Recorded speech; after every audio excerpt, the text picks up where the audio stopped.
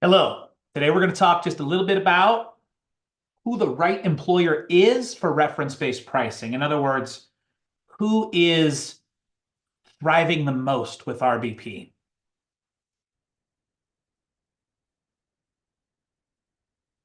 So before I get into that, I probably should do just a quick refresher reminder on what reference-based pricing is. So this is my best stab at a comprehensive, almost somewhat comprehensive definition. And my video screen, let's see, does that help? Does that make it so you can see it better?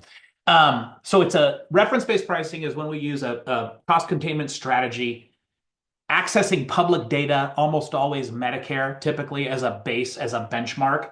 And then we tether our reimbursement strategy to Medicare. And we typically do that any one of three ways. One, we can just benchmark it directly to Medicare, or we can benchmark it to the actual cost of the claim that the hospital, in order to receive reimbursements from the Centers for Medicare and Medicaid, hospitals regularly have to report their costs to CMS. And so another way that you can do reference-based pricing is you can tether your reimbursement to the actual cost and do cost plus a markup. Or you can obviously use UCR as well, which is effectively what PPOs do. So we don't really ever use UCR in a reference-based pricing plan. Typically, we'll do some combination of Medicare and cost, right? So we might say we'll pay you 125% of cost or 140% of Medicare, whichever's more. It gives the facility even less of an opportunity to push back and say that's not enough money for us. You're typically going to pay anywhere from 120 to 160% of Medicare when it's all said and done once you install reference-based pricing. And of course, what's the primary benefit of this? Well, cost savings, tremendous cost savings, because if you're only paying 150, 160% of Medicare, you're paying about half of what you would pay if you were using a network model, one of those big national carriers you've all heard of with the logos you recognize. Those on average across the country, and it varies quite a bit state by state, they pay about 250 to 350% of Medicare for the claims done at that level. Crazy, I know, that you can get away with paying half of that, but you absolutely can, because when you do that, you're still paying 40 or 50% more than the facility's largest customer. Who's their largest customer? The federal government, Medicare and Medicaid. All right, I digress. That's the review of RBP. Well, I should be able to get to the next slide. Here we go. Okay, so, and then a quick review of like, what does RBP do for employers? Well, the big and bold, the first bullet right up top, it's almost everything, right? Is that we're going to reduce your cost by 25 to 40% the first year. Sounds insane. If we're not getting at least 25% savings, we're doing something wrong, and it's probably not worth biting off all of this because it's a big job. But you will see going from year one of RBP from whatever you were doing before, you're going to see a 25 to 40% savings year over year. So what does that mean? Well, it improves employee compensation, which therefore improves employee retention. It gives you a serious competitive advantage over the marketplace. I mean, imagine a situation where you're neck and neck with your tightest competitor and you're paying 40% less than they are for healthcare. It's a huge deal. It also personalizes healthcare. That may sound not as believable to you, but it is, because when we do RBP with with some of the savings we take from the fact that we're not overpaying a network, yeah, we put in a concierge service. We put in a very, very, very high touch team so that your employees have somebody they can call, they have people they can rely on, because healthcare is hard. The American healthcare system is really fractured and it's only getting worse. So tremendous effort goes into trying to make sure you've got a ton of personal touch with an RBP plan. Frankly, it makes a hero of whoever does it. So whether it's typically a CFO or an owner, I did have a director of HR last year do it. She saved her plan 38% year over year, $1.8 million, and she is an absolute rock star at that employer. It just about guarantees you're working with the right consultant, advisor, broker, whatever we call them. Why? Because with RBP, there are no overrides in this world. So you substantially reduce the conflict of interest that is just inherent in every consultant and broker relationship for the most part. If you're doing it right with the right consultant, you're going to have built-in legal support or guaranteed balance bill protection on the backside. This is not your grandpappy's RBP. So the reality is balance bills are just not going to be an issue. We're either going to beat them legally or we're going to buy a stop loss policy that covers those balance bills. And then last but not least, your trend going forward is not the 7.5, 8.5, 9.5, 13.9 that you get from your national carrier every year, your HMO or your PPO saying, well, trend is 13.9. Never mind that the average trend for Medicare and Medicaid is about 1.6. So if we tether your reimbursement to 40% over Medicare, next year you're going to go up 1.6 because Medicare is probably going to go up about 1.6. Huge. Okay, so that's what it does. So who's the right employer for this, okay?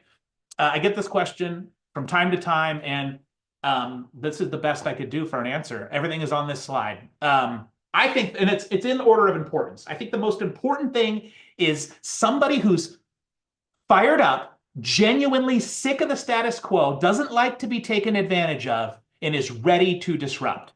If they're a little bit irreverent, all the better. Yeah, I don't know what kind of consultants might be that way. I don't know. Anyway, those kind of consultants tend to work really well with those kinds of employers.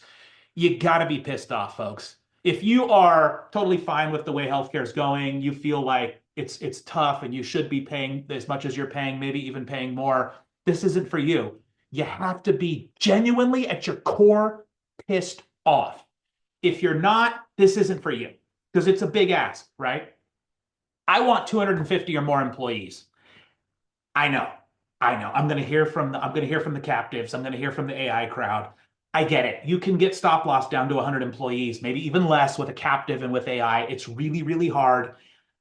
It's just not my business model. We're tremendously focused on 250 to about 5,000 employees. I don't really want to do much with those over 5,000 anyway. Why? Because I can't stand bureaucracies, and the decision-making process at companies that are larger than 5,000, 10,000 employees makes me want to pull out what little hair I have left. So typically, we're seeing this work really, really well from 250 to about 5,000 employees.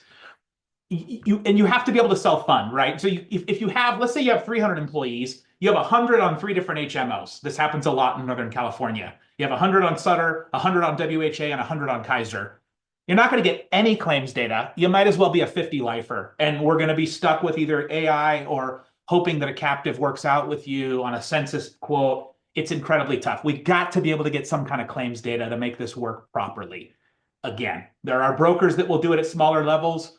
Talk to them. I generally won't, depending on the, like if you're 170 employees and you're coming out of self-funding, or you're great, let's do it. No problem. So it just depends on your exact situation. I like to use 250 as a pretty good cutoff. All right, you have to be somebody who values savings more than super plush plans. And you might think I'm being a little sarcastic by saying that, but I'm not. There are super high-end tech companies, white-collar professions, right? Where if 5% of your employees went to the doctor and heard somebody at the front desk say, I don't think we accept this plan. If that would be totally unacceptable to you, and that would not be worth 30% savings, then RBP is not for you. But if you're like, oh no, I don't care if 5, 10, 15% of my employees have to go through some kind of a headache or hear that we don't take this insurance, we need those savings. That's when reference-based pricing is for you, right? You've got to value the savings more than being able to recruit with the most recognizable, high-end, expensive, overcharged logo. Okay. So who are those people? Well, generally narrow margin industries. Narrow margin industries are great for reference-based pricing. I've got a few of them listed here. This is not exhaustive, obviously. Agricultural, grocery, nursing homes, assisted living, hospitality, retail, restaurants, and then as the catch-all, like almost any blue collar, right? Because blue collar, the margins are typically more narrow. The last one is, I guess I sometimes view it as maybe the least important one, but it's maybe the most powerful one. And that's that you've got no place else to go. You're already buying the boxed wine at the BevMo. You've got the cheapest possible thing you can get. There's nothing cheaper, right? So this might be the $8,300 single deductible HSA compatible plan, and you're not funding the HSA. You as an employer are tapped out. You're up against the wall. You got nothing left. If you get a 10% increase this year, you're just going to have to give up healthcare and pay the fine. That is when reference-based pricing crushes. If that's the case, I make the sale, I make the close. I usually get that done within a week or two because those companies have nowhere else to go, and this is a godsend for them. So next time I or you see a 20% renewal, remember this meme that I created. It's one of my favorites, carriers. You're going to price yourself out of this game. The law is on the side of reference-based pricing. More and more employers are doing it. And I'd hate to be a carrier right now that's handing out 12.9, 13.9 renewal increases and saying, that's just what our pool is for the mid-market. Can't do much better than that. Good Lord, folks. Good Lord. We can do a heck of a lot better than that. I'll see you at renewal, but hopefully your renewal is over by now and you're getting ready for the holidays.